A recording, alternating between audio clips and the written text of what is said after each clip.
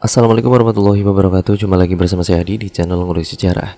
Dan pada video kali ini saya akan kembali lagi membacakan suatu kisah misteri yang kali ini berjudul tentang sebuah kisah pasar setan ataupun pasar hantu ya teman-teman. Jadi di cerita kali ini merupakan pengalaman seseorang yang menemui pasar setan ataupun pasar hantu. Nah, bagaimana ceritanya? Daripada kita penasaran, mari kita langsung saja menuju ke ceritanya ya teman-teman. Perhatikan baik-baik karena ceritanya akan segera saya mulai. Oh ya, namun sebelum itu, saya sarankan untuk kalian mendengarkan video kali ini dengan earphone terbaik kalian, agar kalian mendapatkan kualitas audio yang jauh lebih baik. Dan jangan lupa, siapkan posisi ternyaman rebahan kalian ya teman-teman, karena sebentar lagi ceritanya akan saya mulai. Perhatikan baik-baik karena ceritanya akan saya mulai setelah ini.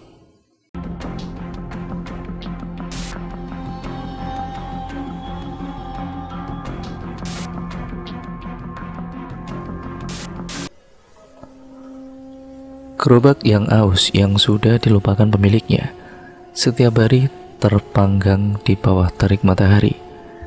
Tergeletak di sebelah tempat penampungan sampah, roda penyoknya tidak akan berputar lagi. Jari-jari roda sudah karatan. Bohong besar menurutku kalau roda hidup semua orang berputar. Kalimat itu mungkin lahir dari orang-orang miskin yang coba menghibur diri sepertiku. Allah itu maha adil.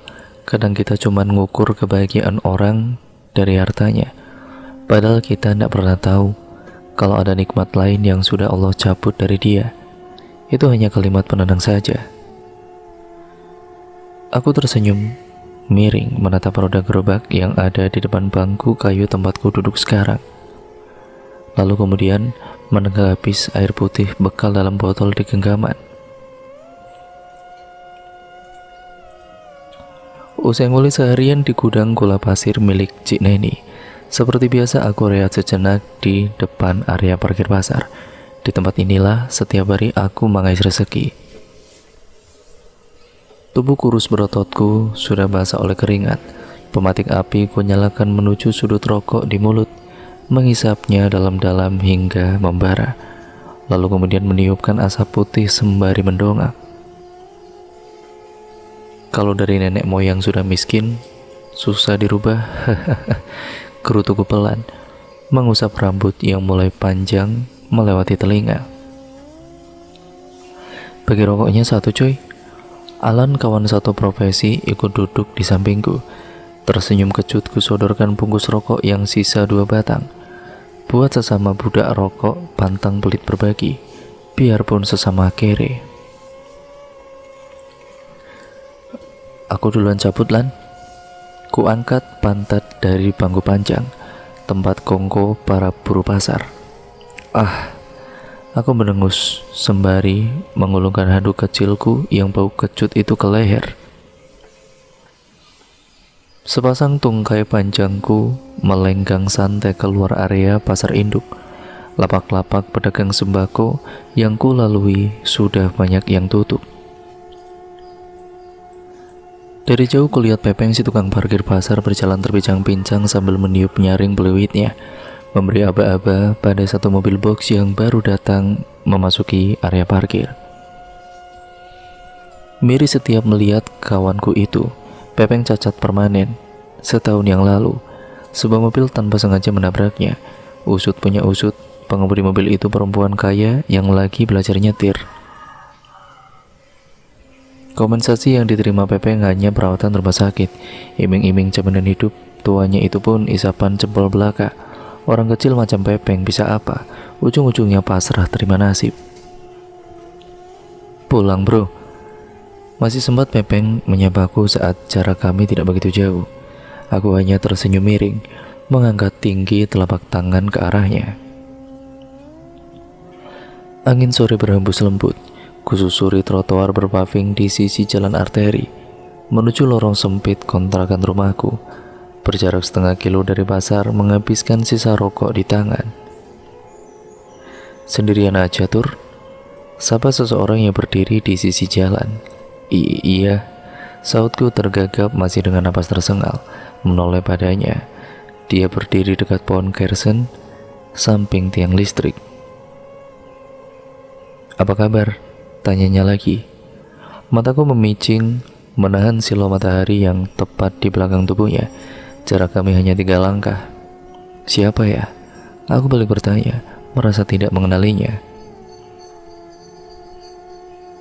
Catur, belum tua sudah pelupa. Dia terkekeh. Anto? Desisku setengah ragu. Nah, itu masih ingat. Dia tersenyum lebar. Aku menatapnya dari ujung kepala turun ke kaki. Anto, dia kawan satu gengku waktu SMA. Sejak kelulusan sampai sekarang kami tidak pernah lagi bertemu.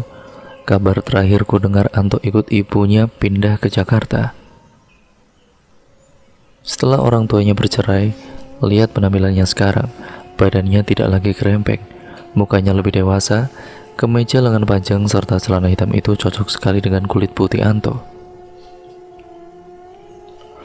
Rambutnya model anak muda masa kini, jam tangannya mengkilat, sepatu kulitnya juga mengkilat. Dia terlihat parlente, tapi parfum yang dipakai Anto agak aneh di hidungku. Entahlah, mungkin memang begitu aroma parfum mahal, masih jauh lebih wangi dari aroma kecut keringatku. Aku berdecak kagum sambil menggeleng-gelengkan kepala. Anto terlihat berbeda. Dulu dia tidak kalah kucel dari aku. Nasib kami sama tidak beruntung. Lahir dalam keluarga miskin, malah Anto pernah hampir putus sekolah waktu ayahnya kena stroke. Apa kabar kawan? Astaga, lama banget kita nggak ketemu ya, ujarku, dan plak. Telapak kanan kami beradu kuat hingga berbunyi, lalu saling menyenggolkan bahu. Itu salam kompak ala geng kami masa SMA dulu. Aku baik, kamu sendiri apa kabar? Tanyanya balik. Ya, kau bisa lihat sendirilah. Begini-begini aja, Anto.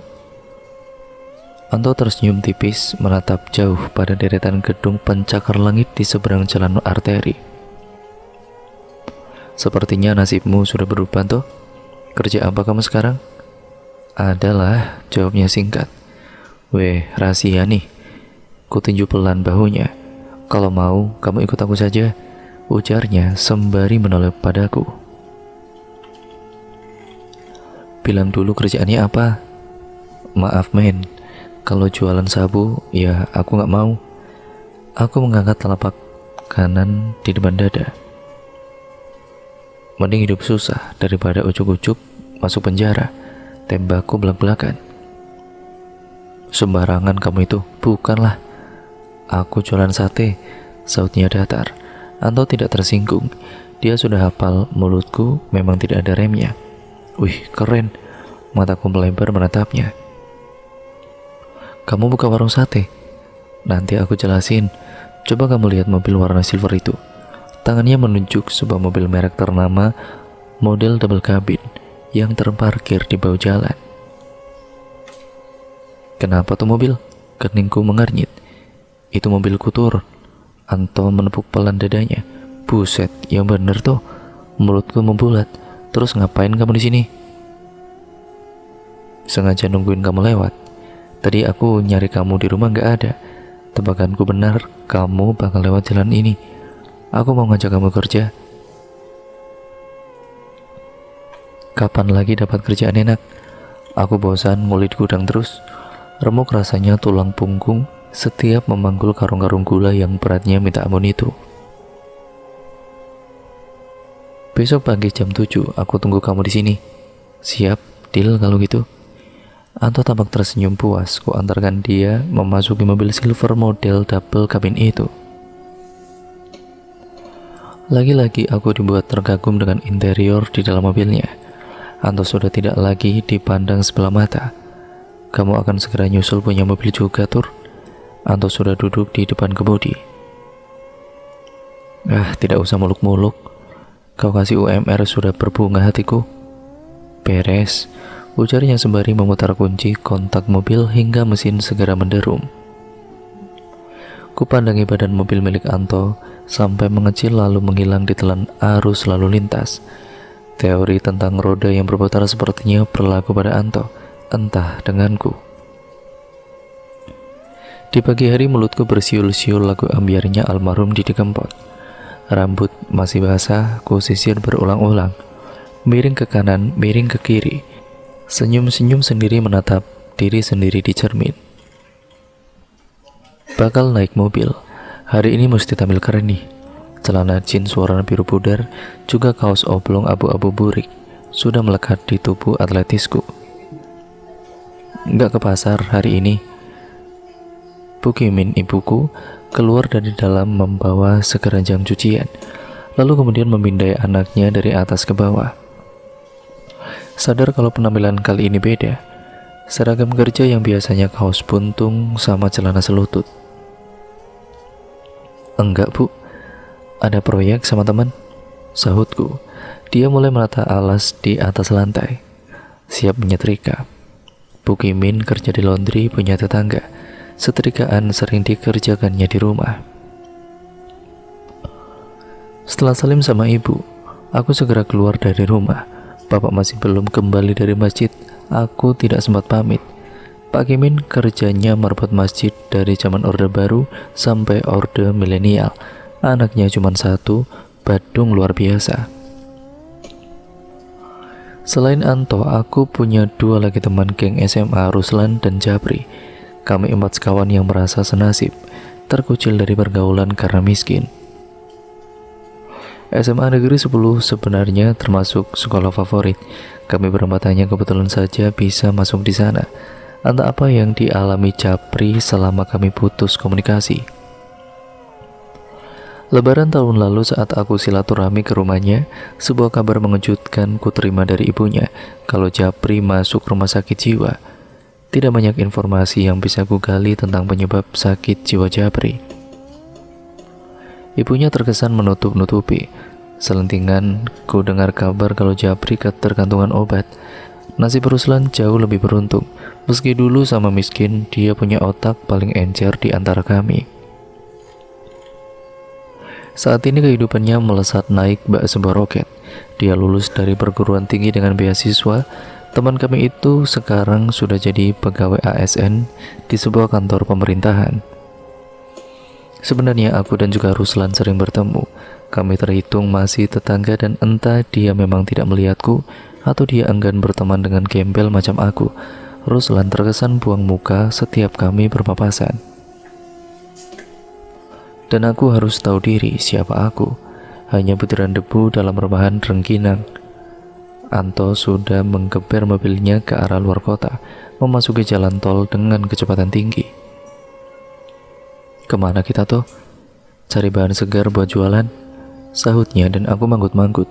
Sok mengerti pada kala itu. Mungkin Anto sengaja mengajakku untuk melihat proses usahanya dari dasar, pikirku. Bahan segarnya apa?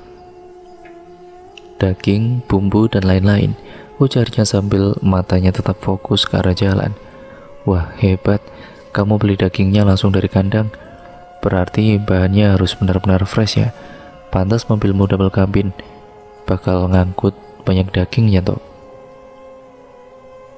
Jari-jariku mengetuk-ngetuk dashboard mengikuti irama musik koplo dari tip mobil. Adem sekali hawa di dalam mobil ini. Hiasan gantung di kaca depan berbentuk huruf K, berputar-putar mengikuti gerakan mobil. Nanti aku jelasin satu-satu. Aku mau ngasih kamu ilmu bisnis. Hidup kamu akan berubah sejentikan jari tur. Ujarnya menggesek ujung telunjuk dan juga jempol kiri. Anto semakin membuatku penasaran. Sampai siang kami belum juga tiba di tempat tujuan. Perjalanan jauh membuat kami harus beberapa kali berhenti untuk istirahat dan makan. Anto mengajakku singgah di sebuah restoran mewah yang menyajikan berbagai macam masakan khas Jawa. Begitu masuk, terlihat ruangan luas dengan dekorasi adat Jawa. Pelayannya pun mengenakan pakaian lurik dan balangkon. Tempatnya tidak kalah adem dari mobil Anto. Pengunjung resto tampak ramai. Hampir semua meja terisi penuh. Tidak biasa makan di tempat mewah membuatku sedikit kikuk. Aku kebingungan disodori lembaran menu oleh pelayannya. Ku minta pada Anto agar dia saja yang memilih menu untukku. Ribet makan di restoran, enakan makan di wartegnya Mbak Sri, tinggal bilang. nasi pakai tempe orek 1. Kamu lihat 2 orang di depan pintu masuk itu. Anto yang duduk berhadapan denganku sedikit mencondongkan badannya ke depan. Di pintu kaca restoran tidak jauh dari meja kami. Aku dan Anto baru saja selesai makan siang. Tinggal duduk santai membiarkan makanan turun ke perut. 2 laki-laki yang badannya tinggi itu, tanyaku sembari menghisap dalam rokok yang terselip di jari, menikmati harum candunya. Iya, kenapa? Asap rokok yang sudah puas jalan-jalan di saluran napasku tiup pelan. Hanya kita yang melihatnya. Anto bicara sangat pelan. Maksud kamu? Alisku mengernyit, kembali menghisap dalam asap rokok yang membuat paru-paruku penuh jelaga. Mereka makhluk penglaris yang menarik banyak orang supaya singgah di restoran ini, bisiknya. Belum sempat kutiup, asap penuh candu itu membuatku tersedak gara-gara ucapan dari Anto. Masa ada-ada saja kamu tuh? Sergaku menepiskan telapak tangan dengan dahi mengerut. Nggak percaya? Anto terkekeh geli menunjuk mukaku. Halah, ngaco kamu itu. Ku lempar gumpalan tisu bekas ke arahnya. Perhatikan sekali lagi, Tur. Mana ada manusia punya ekor? Anto memasang wajah serius. Aku segera menoleh sekali lagi ke arah pintu kaca. Berjarak hanya beberapa langkah dari meja kami. Mataku menyipit memandangi pangkal paha salah satu penjaga yang berdiri paling dekat dengan pintu. Dia mengenakan setelan jas hitam yang menutupi pantat. Astaga, mataku yang tadinya menyipit seketika membulat. Ada benda menyembul dari bagian bawah jas, bentuk memanjang berwarna loreng di antara sepasang kaki. Awalnya mirip syal panjang, tapi setelah ku amati benda itu kadang bergerak-gerak mirip ekor si belang kucingku di rumah. Aku mengucek-ngucek mata tidak percaya. Sudah percaya sekarang. Satu alis Anto naik, aku diam, mengusap bulu-bulu lengan yang tiba-tiba merinding. Semakin kamu menyadari kehadiran mereka, akan semakin banyak kejanggalan yang bisa kamu lihat dan dengar. Maksud kamu? Tanyaku bingung. Lihat saja saat kita melewati pintu itu lagi. Bertambah banyak kejanggalan yang akan kamu sadari. Kenapa cuma kita yang bisa lihat toh? Karena saat ini kamu sedang bersamaku. Auraku menempel padamu. Apa yang aku lihat bisa kamu lihat juga. Penjelasan Anto kian membuatku tidak mengerti. Aura apa maksudnya? Ingat, jangan menatap mereka langsung, karena 2 penjaga itu sebenarnya makhluk tidak kasat mata. Bahaya kalau sampai mereka sadar kamu bisa melihatnya. Pesan Anto sebelum kami keluar dari pintu restoran. Jantungku tiba-tiba berdebar tidak karuan. Padahal saat sedang datang ke tempat ini damai-damai saja. Harusnya Anto tidak perlu memberitahuku perihal 2 makhluk penglarisan itu. Kemudian suara geraman yang berasal dari 2 penjaga itu sewaktu kami melewati pintu keluar. Sial, aku berusaha untuk tidak menoleh ke arah mereka. Bau amis yang tajam tiba-tiba tercium. Sepanjang jalan menuju halaman parkir terlihat tetesan berwarna merah darah di atas paving. Pengunjung restoran tampak terus berdatangan. Sialan kau itu toh, punya ilmu apa kau sampai bisa tahu yang begituan? Kamu ngilmu toh? Gerutuku saat kami sudah ada di dalam mobil. Anto hanya terbahak-bahak. Jam di dashboard menunjukkan pukul 3 sore. Ketika mobil memasuki area sepi perkebunan sawit, jalan berupa tanah merah yang kami lalui terus menanjak. Sejauh mata memandang terlihat lautan kebun sawit yang sangat luas. Mungkin di sini letak peternakan ayam atau sapi langganannya Anto, pikirku. Aku sempat terlelap beberapa lama sebelum kemudian menyadari jika perkebunan sawit sudah lewat. Begitu terjaga, mobil telah memasuki hutan yang rapat, lalu berhenti di tempat yang rimbun oleh tumbuhan pakis. Di sini, tempat kita mengais rezeki, Tur. Anto mematikan mesin mobil. Alisku seketika bertarung mendengar ucapan Anto. Di sekitar kami hanya terlihat padang pakis yang rimbun. "Ngapain kita di sini toh? Nyari daging," saut Anto cuek. Kemudian safety belt yang menyilang pada tubuhnya dilepas. "Daging? Daging buat sate?" Bercanda kamu." Bibirku maju. Brak! Anto kemudian membanting pintu mobil. Dia keluar menuju bak belakang. Tidak peduli dengan keherananku. "Daging apaan?" Tanyaku masih dari dalam mobil. Aku semakin tidak mengerti, terpaksa ikut keluar dari dalam mobil. Kupikir kami akan memasuki peternakan, tapi Anto malah menghentikan mobil dalam hutan yang sepi. Udara terasa lembab dan dingin dengan banyaknya tumbuhan pakis. Anto tampak sibuk membuka penutup bak belakang mobil, mengeluarkan benda-benda perkakas berupa kapak, golok, busur, dan anak panah. Mau apa dia? Wah, nggak bener nih orang. Aku mengguyar rambut kasar memperhatikannya dari belakang. Benda-benda itu sepertinya untuk berburu. Berburu apa di hutan seperti ini, babi hutan? Monyet, beruang, atau ular? Ini ilegal. Kamu jualan sate babi, tebakku dengan gusar. Bukan. Sebuah wadah penuh anak panah diselempangkan ke bahunya. Lalu apa? Suaraku meninggi. Dia menoleh padaku. "Sate biawak," sautnya santai dengan penekanan. Parah. "Sorry toh, aku gak ikutan." Ku angkat tinggi kedua tangan. Sikap tubuh menyerah. Kelewatan.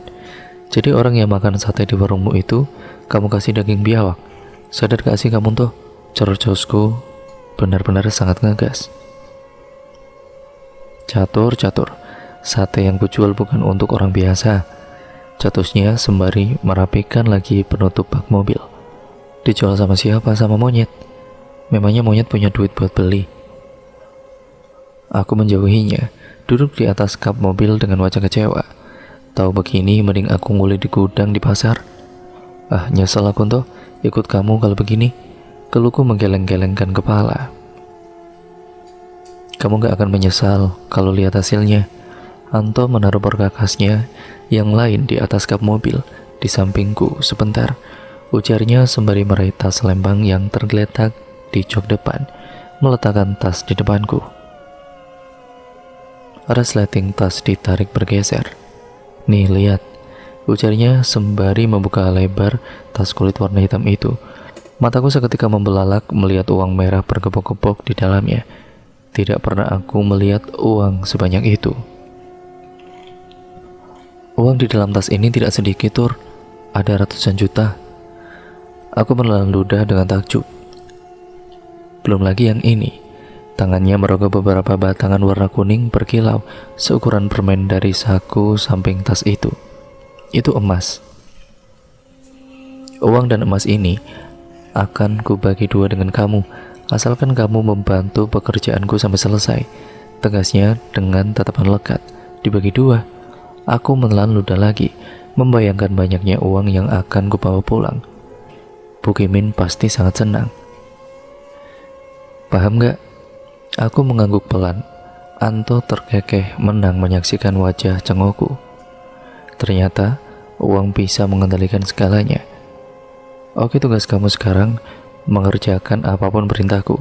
Jangan banyak nanya. Aku sendiri yang akan menjelaskan satu-satu.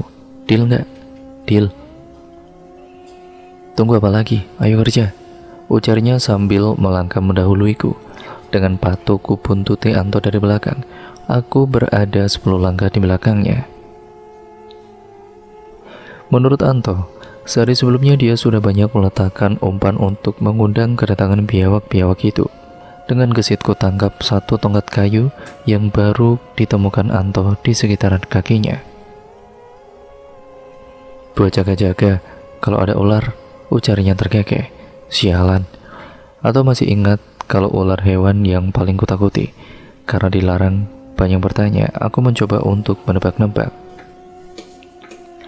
Mungkin sate biawak itu untuk makanan hewan langka peliharaan orang kaya, seperti bayi singa, ular piton, anak kingkong, atau apalah.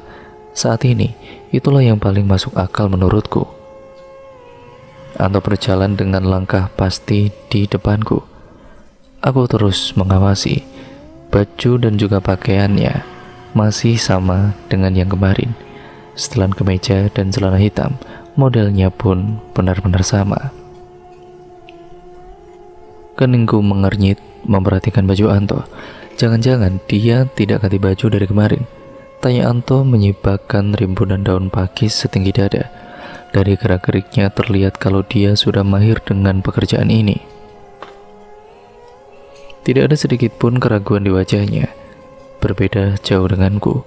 Jantung terus berdegup tidak teratur, khawatir kalau tiba-tiba ada ular yang muncul di antara rimbun pakis. Entah di belahan hutan sebelah mana kami sekarang berada. Aku merasa sangat asing dengan tempat ini. Suara jangkrik juga jeritan serangga hutan lainnya terdengar terus bersahutan. Sampai kemudian kami menemukan sekawanan biawak yang tengah berebut makanan. Aku jadi teringat dengan adegan dalam film Jurassic Park. Mereka mirip hewan dinosaurus yang sedang mengoyak-ngoyak tubuh seekor gajah hingga tersisa tulangnya saja. Anto memberi kode silent kepadaku dengan meletakkan telunjuk di depan mulutnya. Aku berdiri tegang mengintip dari balik sebuah batang pohon. Hampir tanpa suara Anto kian mendekati kawanan itu. Mengambil ancang-ancang untuk memanah, dengan sebelah mata memicing, anak panah dilesatkan satu persatu oleh Anto. Biawak-biawak itu sempat berlarian panik. Tugasku lah menjaganya supaya mereka tidak menghilang sebelum mati bersimbah darah. Menghalaunya dengan tongkat kayu, sesekali memukul. Ini menjijikan. Aku dan Anto menenteng biawak-biawak hasil buruan kami itu ke sungai, mencuci, menguliti, memotong-motong dengan ukuran lumayan besar, kemudian menusuknya dengan bila-bila bambu. Daging-daging biawak sudah siap untuk dibakar. Kami mengerjakan semua di atas sebuah batu besar di tepian sungai berarus cukup deras. Tampaknya Anto sudah hafal betul seluk-beluk hutan ini. Habis ini apa lagi? Tanyaku sembari mengumpulkan daging-daging sate itu ke dalam sebuah wadah. Ngasuh dulu lah, Tur. Tengah malam nanti kita mulai jualan. Jualan di mana, Bos? Ups, aku memegangi mulut. Sudah melanggar kesepakatan bersama agar tidak banyak bertanya. Malam kian beranjak. Usai menyantap bekal makanan kami bersiap untuk istirahat dalam mobil. Kamu masih suka sama Dewi? Anto merebahkan punggungnya di jok belakang. Aku berjak malas. Masih ingat aja si Anto sama Dewi. Dewi cewek yang manis, tetanggaku sekaligus idolaku sejak SMA. Pacarnya sekarang tentara. Kabarnya sebentar lagi mau kawin. Ibarat kata aku ini hanyalah pungguk merindukan bulan. Sayang banget kalau dipatok orang, Tur. Nanti pulang dari sini kamu sudah punya modal ngelamar dia, ujar Anto terkekeh sambil menepuk-nepuk tas kulit di pelukannya. Aku tidak menanggapi ocehan Anto. Badan lelah seharian di jalan. Ku atur posisi bersiap untuk tidur, dan kemudian terdengar bunyi ketukan pada kaca mobil di sampingku. Sontak membuat kelopak mataku terbuka. Mengerjap-ngerjap beberapa kali, kesadaran masih belum penuh. Melirik ke kaca samping, tidak ada apa-apa, hanya kaca mobil yang tampak mengembun. Udara di luar terlihat berkabut, mungkin hanya ranting-ranting pohon yang jatuh menimpa atap mobil.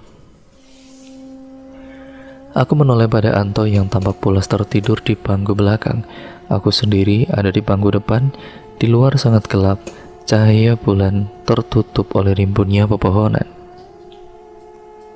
Ya, teriakku dengan histeris. Menyaksikan dua buah telapak tangan penuh darah tiba-tiba menempel pada kaca depan. Toh, Anto, hantu tuh. Aneh, Anto sama sekali tidak bergeming. Padahal urat leherku terasa hampir putus berteriak. Nyenyak sekali dia tidur, sudah mirip orang mati. Toh, Anto. Tanganku menjangkau ke belakang mengguncang-guncangkan tubuh Anto. Badan mobil kemudian terasa digoyang-goyang dari luar, seperti ada orang yang ingin membalik mobil. Kepalaku beberapa kali membentur badan mobil. "Anto, bangun toh." Kali ini ku tepuk keras pipinya. Dah, aku terkesiap saat merasakan kulit wajah Anto yang sedingin es. Tubuhnya pun kaku seperti mayat. "Anto," kulihat tubuhnya. Innalillah. Aroma busuk seketika menguar tajam di dalam mobil. "Astaga, Anto, kamu kenapa begini?" Aku mengguncang tubuhnya panik. Wajah Anto membiru, bola matanya memutih. Apa mungkin dia hipotermia? Cuaca malam ini luar biasa dingin. Sudah mirip di dalam freezer. Anto pun hanya mengenakan kemeja lengan panjang, sedangkan aku memakai jaket hoodie tebal yang dipinjamkan oleh Anto. Di luar mobil terdengar riuh bunyi derap langkah mendekat, seolah banyak orang yang sedang mengelilingi mobil kami.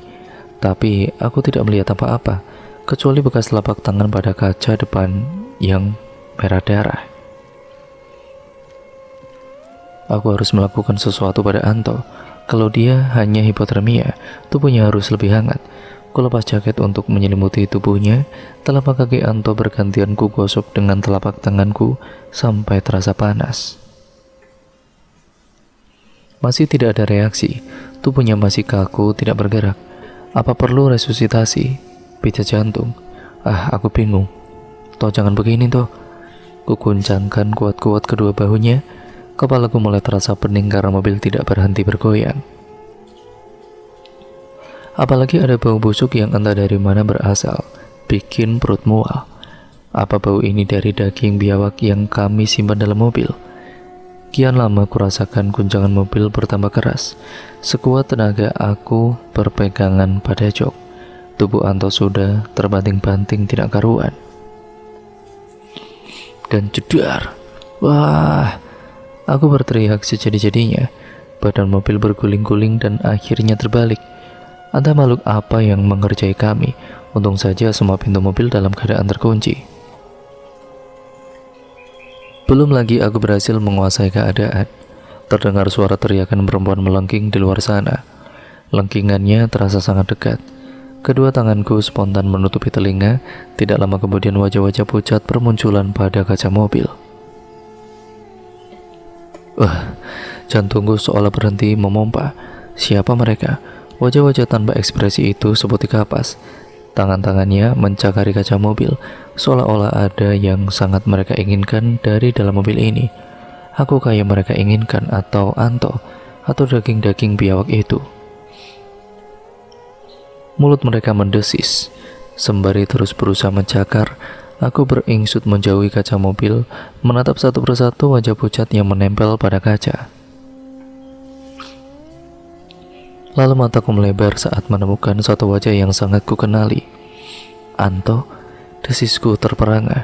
Wajah Anto ada di antara makhluk-makhluk itu, tidak kalah pucat dan menyeramkan. Dengan sudut mata kulihat tubuh Anto yang masih tergeletak tidak bergerak di sampingku. Mataku berpindah-pindah antara tubuh Anto dalam mobil dan wajah pucatnya yang menempel di kaca. Bagaimana bisa? Dan kemudian, prang! Kaca depan dipukul hingga pecah berderai. Tangan-tangan yang tadi mencakar sekarang mencoba masuk menggapai tubuhku dan prang! Sekarang kaca samping yang mereka pecahkan. Makhluk-makhluk ini tambah beringas. Suara mereka terdengar lapar. Sial, bagaimana ini? Wah, aku berteriak panik saat ada tangan yang berhasil memegangi kedua kakiku. Tangan itu lalu berusaha menyeret tubuhku, lalu keluar dari mobil. Jangan, jangan. Kakiku menyentak-nyentak, tiba-tiba ada sesuatu yang dingin membasahi wajah. Aku meringis kaget. Saatnya action bro, suara bariton Anto. Mataku sontak terbuka, tampak wajah Anto tertawa geli, sedang memperhatikanku. Satu tangannya memegangi botol air mineral yang tutupnya terbuka. Wah, dasar kampret. Mimpi apa kau, Tur? Kenapa sampai ngos-ngosan begitu? Tanyanya dengan raut tidak berdosa. Setelah menciprati wajahku dengan air. Aku, napasku masih tersengal. Sudah, waktu kita nggak banyak. Buruan, siap-siap. Ujarnya menepuk bahuku. Tangannya lalu meraih lampu acu yang terletak di atas dashboard. Brak! Anto kemudian keluar membanting pintu mobil. Syukurlah hanya mimpi. Ku sapu aja dengan kedua telapak tangan, berusaha menenangkan diri sendiri. Masih tersisa degup jantungku yang memburu. Tiupan angin yang benar-benar dingin seketika membuat tubuhku bergidik saat keluar dari mobil. Tudung kepala jaket segera aku kenakan, mengikat talinya di bawah dagu. Kedua telapak tangan masuk ke dalam saku jaket. Anto dengan santainya hanya mengenakan kemeja dan celana panjang yang digulung di bawah lutut. Dia tidak tampak kedinginan sepertiku. Hebat sekali. Kamu bawa alat pemanggang, aku bawa tempat daging, ujar Anto membagi tugas. Mulutnya mengeluarkan uap saat bicara. Ya udah siap kalau gitu. Mulutku pun mengeluarkan asap. Ada satu hal yang harus kamu camkan. Anto menatapku dengan lekat. Apa? Keningku mengernyit. Kepala masih puyeng, rasanya sangat nyata kalau tadi kepala sudah kejedot berkali-kali. Kita harus segera meninggalkan tempat itu sebelum sate daging kita habis. Sisakan barang 20 tusuk sebelum kita cabut pulang, tambahnya. Kenapa harus begitu? Karena dengan cara itu kita bisa pulang dengan selamat. Sebuah alat panggang disorongkan Anto kepadaku. Ngomong apa sih kamu? Bisa lebih jelas lagi. Alat panggang dan tetek bengeknya segera kurai. Kita bisa jadi sasaran kemarahan mereka kalau sate biawaknya sampai habis. Jelasnya lagi. Kok bisa gitu ya? Aku semakin tidak mengerti apa yang sedang dibicarakan Anto. Kenapa pekerjaan ini terdengar berbahaya? Kita jualannya di mana sih, toh? Sumpah, kamu bikin aku takut, gerutuku. Hei, bukankah kita sudah deal? Kalau kamu tidak perlu banyak tanya. Kamu karyawanku sekarang.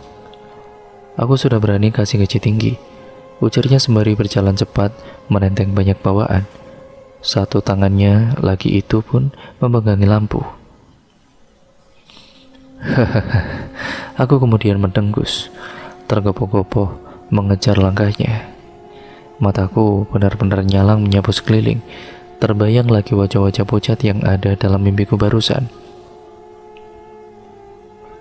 Anto berjalan cepat di depanku. Setengah berlari, aku mengimbangi jalannya, tergopoh-gopoh memeluk alat pemanggang yang lumayan berat.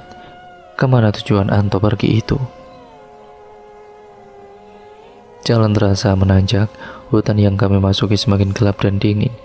Kabut bergerak pelan di udara. Gemerisik dedaunan basah yang ditiup angin mengiringi langkah kaki kami. Gigiku sekarang mulai kemerutuk menahan dingin. Suara burung hantu menyapa dari daun pohon tinggi yang kulewati. Sepasang matanya tampak menyala. Semakin bulu kuduk dibuat merinding.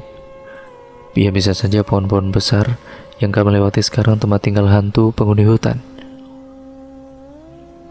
Aku tidak berani menatap lebih lama ke arah pohon-pohon itu. Takut lihat ada penampakan.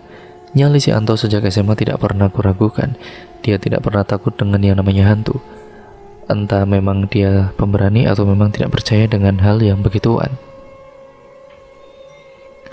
Lama-lama terdengar suara keramaian dari kejauhan. Lalu beberapa saat kemudian tampak sebuah tempat lapang penuh orang di depan sana. Cahaya kilat terus menyambar menerangi langit malam. Orang-orang terlihat hilir mudik. Lapak-lapak dagangan terlihat berderet memanjang di sisi jalan. Anto memperlambat langkah lalu menoleh kepadaku. Ini tempatnya. Lampu acu yang dibawa Anto dimatikan. Suasana di sini sangat cukup benderang oleh lampu-lampu lampion dengan warna-warni yang indah. Ini tempatnya. Lampu acu yang dibawa Anto dimatikan. Suasana di sini sudah cukup benderang oleh lampu-lampu lampion dengan warna-warni yang indah. Lampion-lampion itu menari-nari di embus angin, menggantung pada tali-tali yang membentang di atas. Aku masih celingukan menatap sekitar, tidak menyangka ada keramaian di tengah hutan seperti ini. Anto berjalan mendahuluiku, lalu terlihat memilih lapak kosong yang berada di sudut pasar malam itu. Dia kemudian memberi kode padaku agar mendekat. Ting kelinting kelinting. Aku kemudian mendongak ke atas, mencari asal suara itu. Ternyata dari bunyi lonceng mungil yang bergelantungan pada tali di antara lampion. Bunyi lonceng yang tertiup angin memberikan nuansa tersendiri, bersama pendar cahaya ratusan lampion yang memayungi pasar malam begitu semarak. Tubuhku memutar, memperhatikan aktivitas orang-orang. Aku masih terbengong-bengong mengagumi suasana pasar malam itu. Semua orang tampak sibuk, ada arena bermain anak tidak jauh dari lapak kami. Beberapa anak kecil terlihat asik bergantian menaiki perosotan, ditingkahi tawa ceria khas anak-anak. "Shh, kamu mirip nenekku kalau manggap gitu tur," ledek Anto di sampingku. Aku kemudian cengengesan, "Buruan kerja, pasar malamnya cuma sebentar," ujarnya lagi. "Siap bos." Alat panggangan dari besi dengan bentuk memanjang kuletakkan di atas meja. Semua arang dari dalam kresek kutumpahkan ke dalamnya. Aku mulai membuat bara api. Kipas sudah siap di tangan. Kipas, kipas, kipas. Hawa hangat dari api yang kubuat cukup mujarab menghilangkan rasa dingin. Aku mulai berkeringat sekarang. Belum ada pengunjung pasar yang tertarik singgah di lapak kami. Anto kemudian kulihat membumbui daging-daging sate di dalam sebuah wadah. Tangannya begitu cekatan. Kata Anto, bumbu itu resep rahasia yang sudah diolahnya dari rumah. Dengan semangat kemerdekaan aku mengipas-ngipas bara api, sembari terus mengawasi sekeliling. Pasar ini berada di dataran tinggi. Tempatnya sangat lapang, dikelilingi oleh hutan pinus. Lapak pedagang berderet memanjang di sisi jalan. Orang-orang tampaknya datang dari sebuah belokan di sudut jalan, cukup jauh dari tempatku berdiri sekarang. Aku tidak bisa melihatnya dengan jelas karena ada sebuah pohon besar yang menghalangi pandanganku. Mereka datang dan pergi dari arah situ. Mungkin itu jalan menuju satu perkampungan. Dilihat dari garis wajahnya, orang-orang yang ada di pasar ini berasal dari ras Mongoloid. Kulit mereka putih-putih, dengan bentuk mata memanjang. Aku gak salah kalau Anto jualan sate biawak di pasar ini ya? Setahuku jenis daging yang dikonsumsi ras mereka memang beragam, seperti daging babi, daging bulus, daging buaya, mungkin daging biawak juga. Dasar akunya aja yang kudet. Aku manggut-manggut, bicara sendiri dalam hati. Arang-arang dalam pemanggangan sudah tampak membara. Anto dengan sigap menatap puluhan tusuk sate berukuran jumbo di atas alat pemanggang. Aku berusaha lebih konsentrasi mengipas, menjaga bara api untuk tetap menyala. Beberapa saat kemudian aroma sedap dari daging terbakar mulai menguar terbawa angin. Dan aku sedikit terkesiap dengan sikap serentak orang-orang yang kompak berubah arah. Wajah-wajah pengunjung pasar yang sebelumnya cuek bebek tiba-tiba menoleh ke arahku. Kini satu persatu mendekati lapak kami. Senyum sumringah menghiasi wajah Anto. Seorang wanita cantik berambut panjang sepinggang tampak sangat tertarik dengan sate biawak yang sedang kubakar. Dia berdiri tepat di depanku. Aroma sate biawak kami memang sangat menggoda, tapi aku sama sekali tidak berniat untuk mencicipi, mengingat saat mengulitinya aku bergeli-geli, kulit tebal dengan lemak penuh lendir. Yang bener ngipasnya. Anto menyenggol pelan bahuku.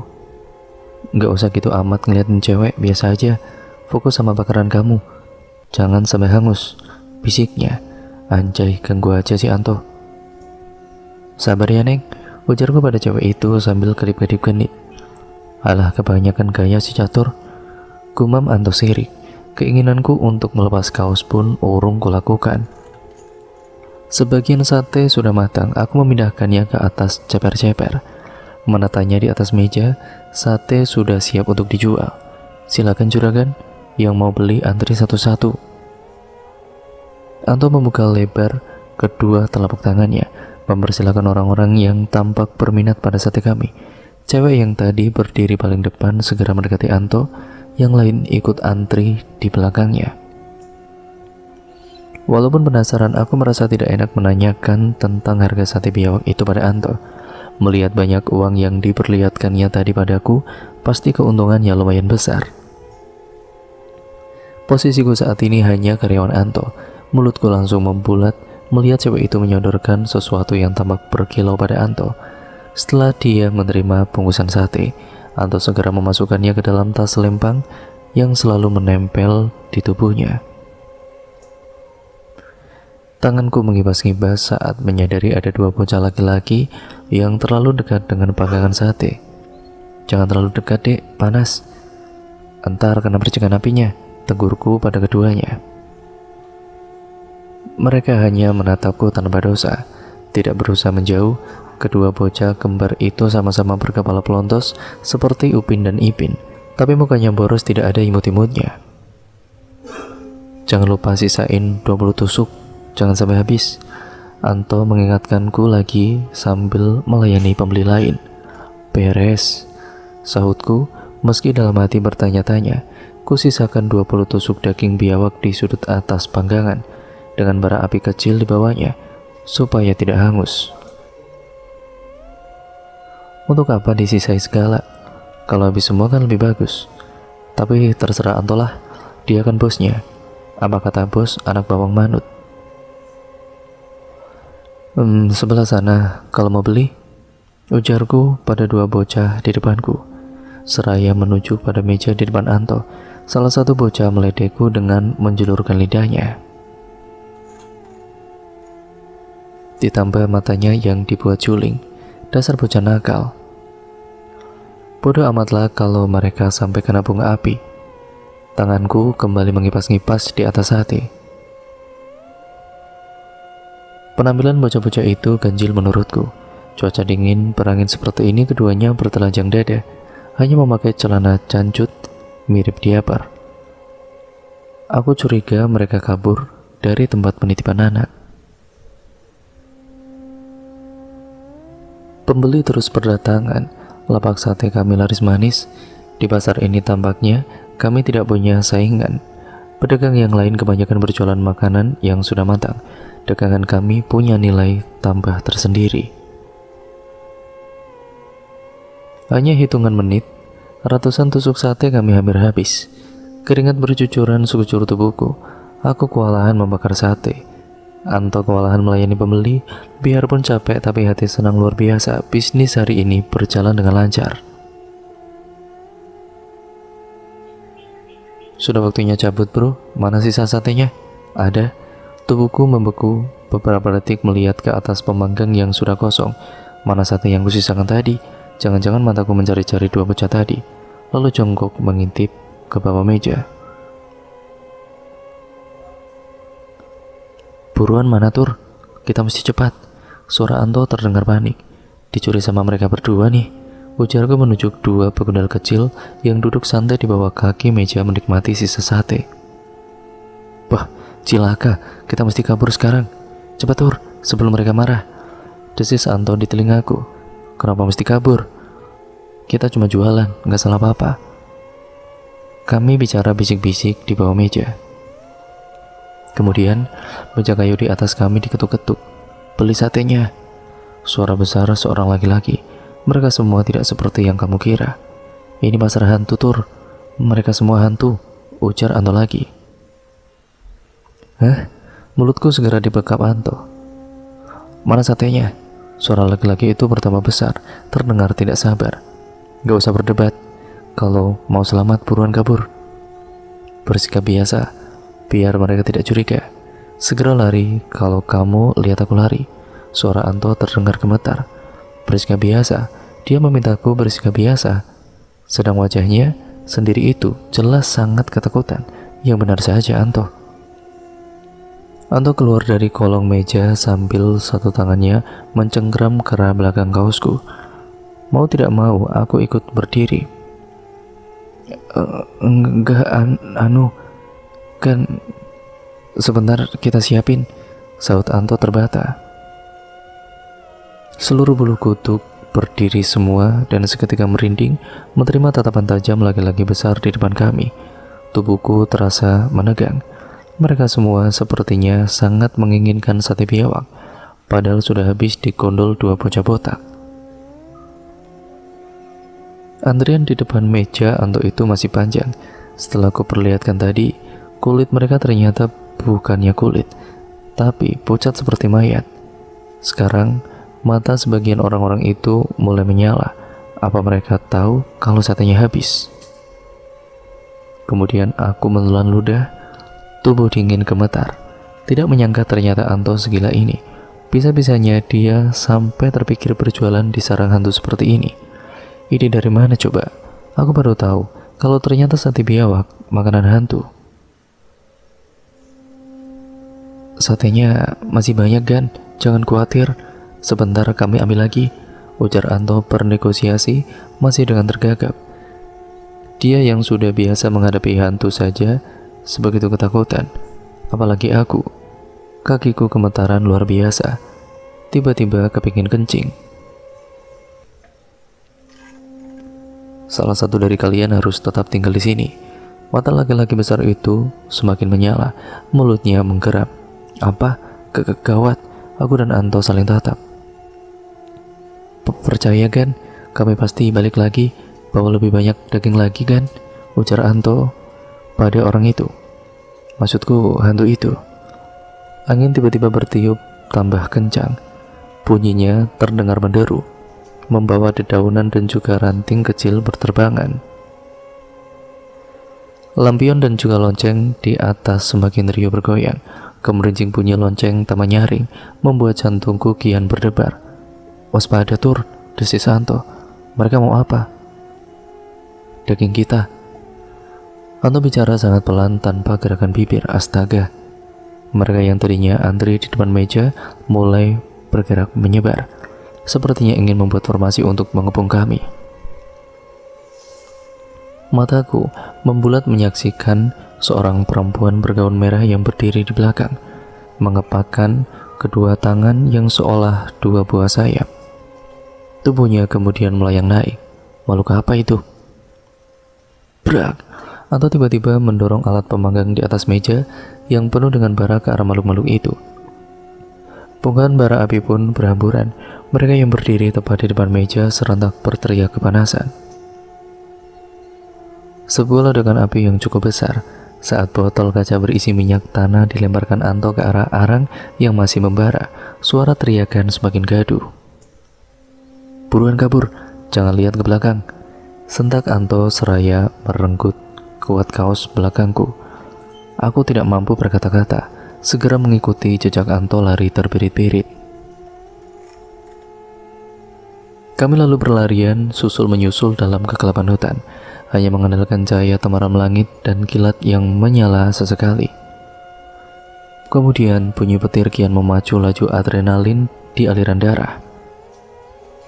Kuturuti kata-kata Anto untuk tidak melihat ke belakang. Walau terdengar suara teriakan marah makhluk-makhluk itu, mereka mengejar kami. Belum apa-apa, napasku sudah mulai ngos-ngosan. Lari Anto, cepat sekali. Dan aku semakin ketinggalan darinya.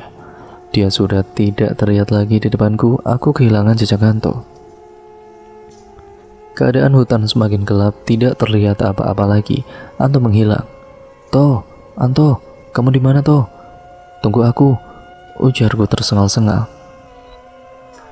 Sepi dan hanya terdengar derau angin dan gemerisik dedaunan. Aku sudah seperti orang buta, mau lari kemana? Yang tampak sekarang hanya kegelapan hitam pekat. Kemudian terdengar suara cekikik mengerikan membuatku sontak merinding, dan kilat menyambar menerangi sekeliling. Seorang wanita sudah berdiri di depanku dengan gaun merah yang berkibar tertiup angin. "Percuma kau lari." Hantu. Kemudian kurasakan hangat merembes di antara sela paha. Aku ngompol, sial. Tubuhku membeku saat perempuan itu kian mendekat. Matanya berkilat menyala-nyala. Cakar-cakar panjangnya pun lalu diletakkan di dahiku. Entah dia mau apa, yang pasti tubuhku terasa lumpuh, tidak bisa lagi bergerak. Mulutku mengeluarkan banyak uap saat membuka lebar. Taring-taring kemudian berdesakan keluar. Tiba-tiba, benturan cukup keras menimpa punggungku, tubuhku tersungkur mencium tanah. Masih beku tidak bergerak. Dan kemudian tinggal telinga yang berfungsi. Aku mendengar suara pekikan nyaring bergantian. Sepertinya ada sebuah pertarungan yang terjadi. Mungkinkah hantu-hantu itu sedang memperebutkan tubuhku? Cukup lama aku dalam posisi tiarap tidak bergerak. Berusaha tetap hidup. Ingin sekali membaca ayat-ayat suci Al-Quran yang pernah ku hafal. Tapi tidak ada satupun yang bisa ku ingat. Seakan menghilang begitu saja dari memoriku. Mungkin ya karena iman yang sudah lama menipis. Sebuah benturan mengenai punggungku lagi dan aku hanya bisa mengaduh dalam hati. Benturan berkali-kali membuat tubuhku terus berguling, menimpa semak belukar, ranting pohon, bebatuan, tanah basah, entah apa lagi. Sakit luar biasa. Sudah berhari-hari aku masih dikepung oleh hutan lebat, aroma lembab, tanah serta dedaunan yang basah. Kepalaku menggeleng putus asa menatap akar-akar pohon yang menjulur di sekeliling. Ternyata aku berada dalam jurang yang cukup dalam. Baru aku ingat kalau tadi malam aku jatuh terguling sebelum tidak sadarkan diri. Lutut ketekuk, tangan berusaha meraba kaki kiri sembari meringis menahan sakit. Jariku menemukan benda semacam kayu menembus telapak kaki. Sial, pantas luar biasa sakitnya. Aku pun hanya bisa berteriak dan juga terisak. Harapanku, Anto mau kembali ke hutan ini untuk mencariku. Itu pun kalau dia sendiri selamat. Aku berteriak menahan nyeri saat gagal untuk bangun. Aku mencoba meraih tumbuhan yang ada di dekatku untuk menahan lukaku dan juga tubuhku. Aku harus memanjat ke atas kalau mau selamat. Tapi dengan kondisi kaki yang cedera seperti ini pasti sangat sulit. Di bawah sini gelap, aku bergedik ngeri memikirkan kemungkinan kalau di hutan ini banyak hewan buas. Aku tidak mau mati sia-sia di tempat ini. Sambil tiarap aku merayap mendekati akar pohon yang menjulur. Kedua tanganku mati-matian mencengkeram berusaha untuk memanjat. Keringat dingin sudah membasahi tubuhku. Aku harus bisa. Mulai berhasil. Tubuhku mulai naik, kian ke atas. Beban tubuh bertambah berat. Urat-urat lengan pun mengencang. Kedua telapak tangan sudah terasa kebas. Ya ampun, sedikit lagi. Aku tidak kuat lagi. Tenagaku benar-benar habis. Pegangan terlepas dan brak. Punggungku kembali terembas jatuh, kerusak. Bunyi ranting dan dedaunan yang tersibak. Kemudian mataku melebar menyaksikan salah satu akar pohon besar itu tiba-tiba bergerak. Aku menelan ludah gugup menunggu sosok yang akan turun dari atas, binatang, manusia ataukah hantu lagi. Semakin kesini akar pohon itu semakin kuat berayun. Cukup berat tampaknya beban yang menggantunginya. Mataku menatap tidak berkedip ke arah makhluk yang sebentar lagi akan muncul. Detik-detik mendebarkan, satu kaki menyembul dari atas, disusul satu kaki lainnya yang menopang pada akar pohon itu. Manusia, apa itu Anto? Kegugupanku masih tidak berkurang. Banyak kemungkinan yang bisa terjadi di tempat seperti ini. Jangan bersenang hati dulu. Dan dia melompat saat sudah dekat dengan dasar jurang. Wajahnya tidak begitu jelas, tapi dari siluet tubuh dan gerakannya aku tebak dia seorang perempuan. Rambutnya panjang, mengenakan terusan selutut. Perempuan itu mendekatiku, mengamati tubuhku beberapa saat sebelum wajahnya semakin dekat. Betul dia wanita. Tanpa suara, dia menatap lekat padaku. Aku diam, tidak bergeming. Mau tahu apa maunya? Mencoba menilai dia orang jahat atau baik. Aku melolong kesakitan saat kedua tangannya menarik kaki kiriku. Mau apa kamu? Pergi, tinggalkan aku, bentakku dengan suara serak. Perempuan itu masih menarik-narik kakiku. Ampun, sakit. Aku menangis. Luar biasa sakit yang kurasakan. Telapak kakiku yang tembus kayu tajam itu semakin dalam kondisi bengkak sekarang. Kamu tuli ya? Hentikan, teriakku. Dan sepertinya dia memang tuli. Tubuhku sampai menggigil menahan sakit atas perlakuannya. Dia menarik paksa benda tajam itu. Tak mampu menahan sakit, kesadaranku hilang lagi. Begitu tersadar lagi, wajah perempuan berambut gimbal itu sangat dekat. Hanya sejengkal dari wajahku, bola mata besarnya membelalak menakutkan. Kulitnya gelap, napasnya mendengus-dengus pada kala itu. Apa yang dia mau dariku? Kepala perempuan gimbal, ia kemudian meneleng mengawasiku. Dia lalu berdiri memunggungiku, meletakkan sebuah tali besar di bahunya. Hei, tubuhku bergeser, maju mengikuti langkah perempuan gimbal itu. Astaga, aku sudah dalam keadaan terikat. Kupandangi tali tambang yang sudah melingkari dada. Perempuan gimbal rupanya mengikat tubuhku saat aku tidak sadarkan diri. Sekarang dia menarik tubuhku yang terbaring dengan seutas tali besar. Tubuhku terus bergerak maju dan kerusak. Rumpun-rumpun semak yang dilalui oleh tubuhku tersibak. Aku cuma menggigit bibir menahan perih saat duri-duri semak menggores kulit. Mengerang tertahan. Aku kemudian terpekik, merasakan benda besar yang menimpa tubuhku. Dari arah atas tiba-tiba menjuntai dua makhluk bersisik, berukuran besar dan panjang. Keduanya saling melilit heboh. Mataku membeliak menyaksikan dua ekor ular raksasa itu tepat di atasku. Bunyi desisan bersautan, bau amis yang tajam saat sisik-sisiknya merayap di wajah. Aku harus menahan napas beberapa saat, jantung seketika memompa dengan cepatnya. Tapi sepertinya mereka sangat sibuk saling lilit, tidak tertarik sama sekali pada kehadiranku di sini. Aku dicueki, mungkin mereka sedang bercinta. Baguslah, aku selamat. Srek, kerusak. Aku lupa pada perempuan gimbal. Tubuhku masih ditarik oleh tali dan mana dia? Aku tidak melihatnya. Mataku mencari-cari keberadaan si gimbal. Posisi tubuhku kini mulai naik. Aku ditarik ke arah atas. Perempuan gimbal itu kemungkinan sudah berada di atas. Kepalaku berusaha mendongak. Benar saja, dia ada di atas sana sedang menarik tali yang mengikat tubuhku.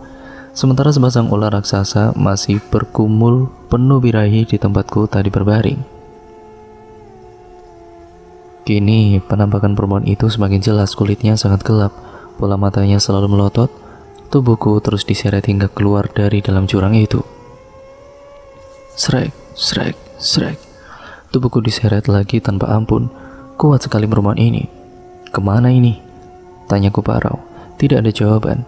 Hentikan, aku tidak mau ikut kamu, ujarku lagi. Sial sekali nasibku. Lepas dari sarang hantu, sekarang tidak berdaya menghadapi perempuan gimbal ini. Mungkinkah dia suku primitif yang mendiami hutan ini? Apa di pikirannya aku hewan buruan? Lalu sekarang dia akan membawaku pulang untuk disantap bersama keluarganya. Telingaku menangkap suara cericit burung serta gemericik arus air. Tenggorokanku terasa tercekat. Semua terlihat buram saat mengangkat pelan kelopak mata. Ada satu wajah yang sangat dekat dengan wajahku. Awalnya buram, kemudian berangsur-angsur jelas. Dapat ku rasakan embusan napasnya. Dia lagi. Perempuan berkulit gelap dengan rambut gimbal sepinggang.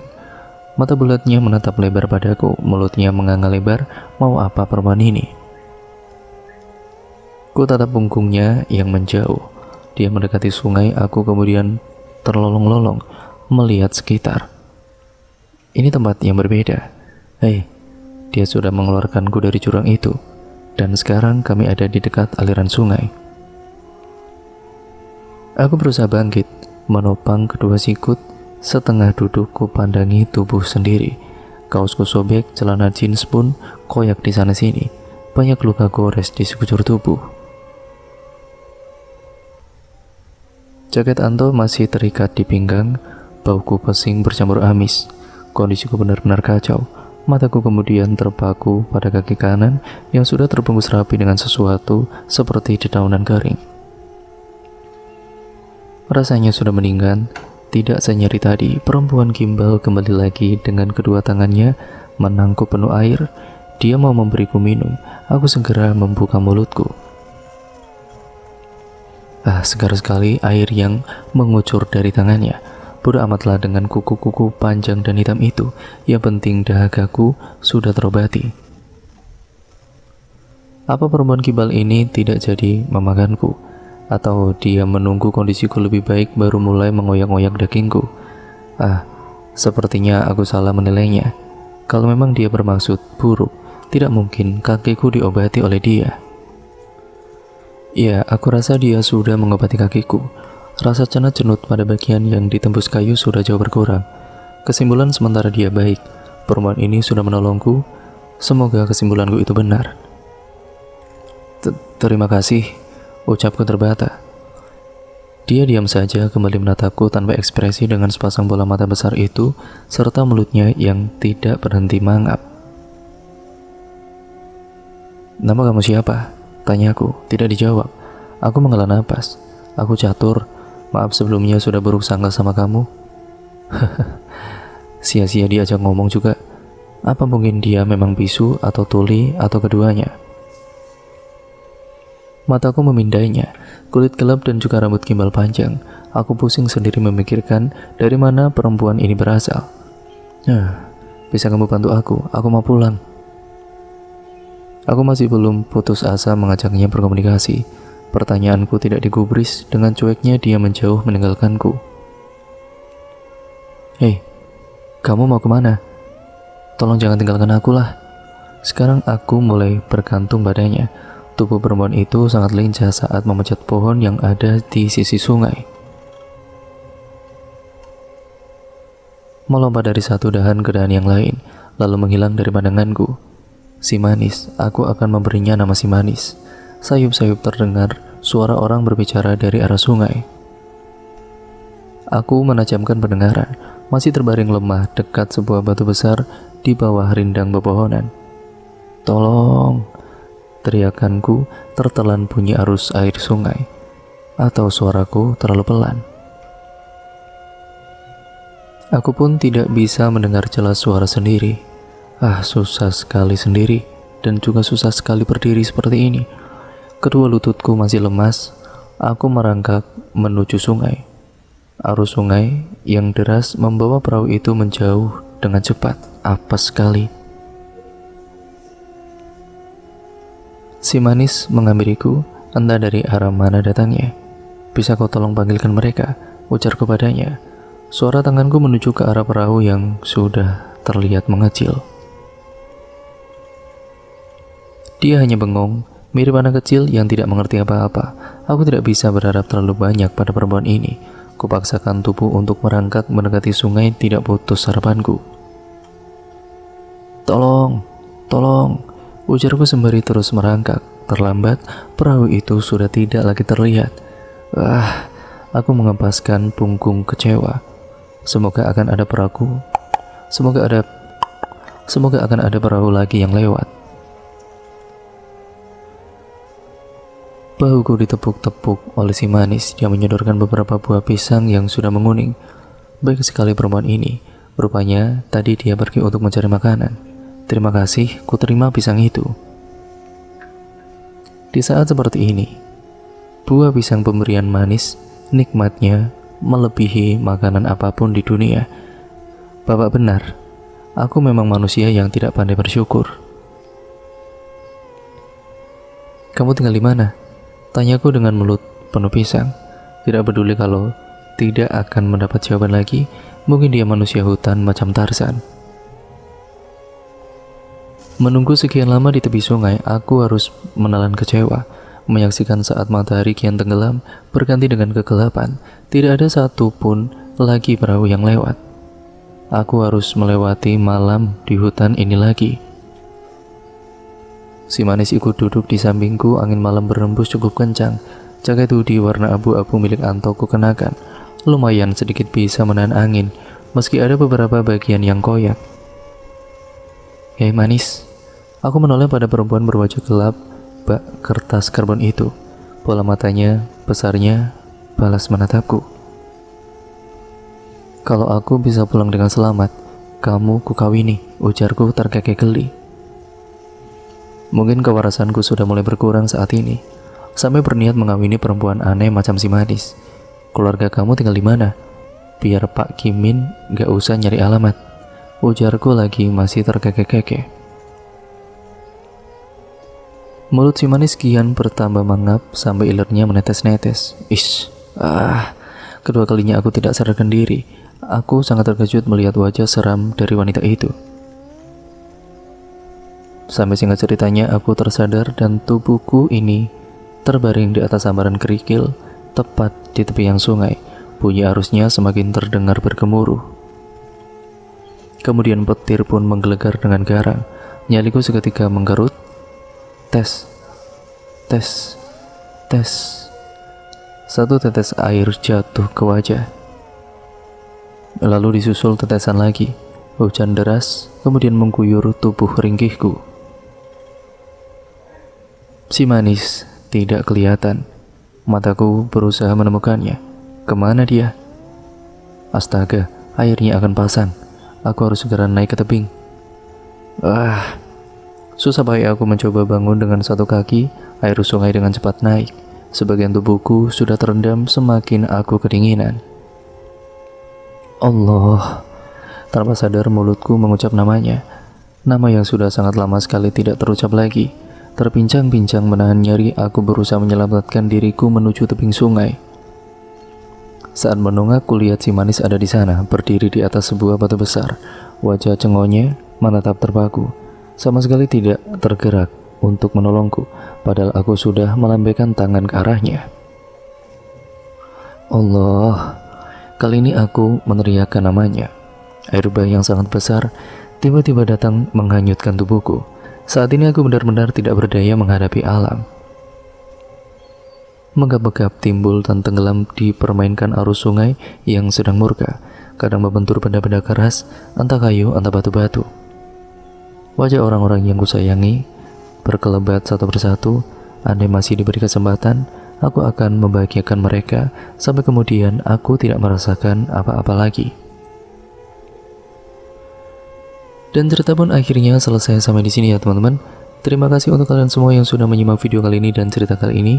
Untuk kalian yang belum menonton part pertamanya, saya sarankan untuk kalian menonton part pertamanya terlebih dahulu, agar kalian mengerti keseluruhan alur ceritanya dari awal sampai akhir. Banyak sekali pembelajaran yang dapat kita ambil dari cerita ini. Semoga kalian dapat mengambil yang baik, yang positif, ya intinya yang baik-baik lah. Yang buruk kalian buang jauh-jauh. Jadikan itu semua sebagai pembelajaran, agar kita menjadi manusia yang jauh lebih baik. Sekian dan terima kasih ya teman-teman. Sampai berjumpa di video terbaru selanjutnya. Kurang lebihnya mohon maaf. Video ini saya akhiri. Wassalamualaikum warahmatullahi wabarakatuh.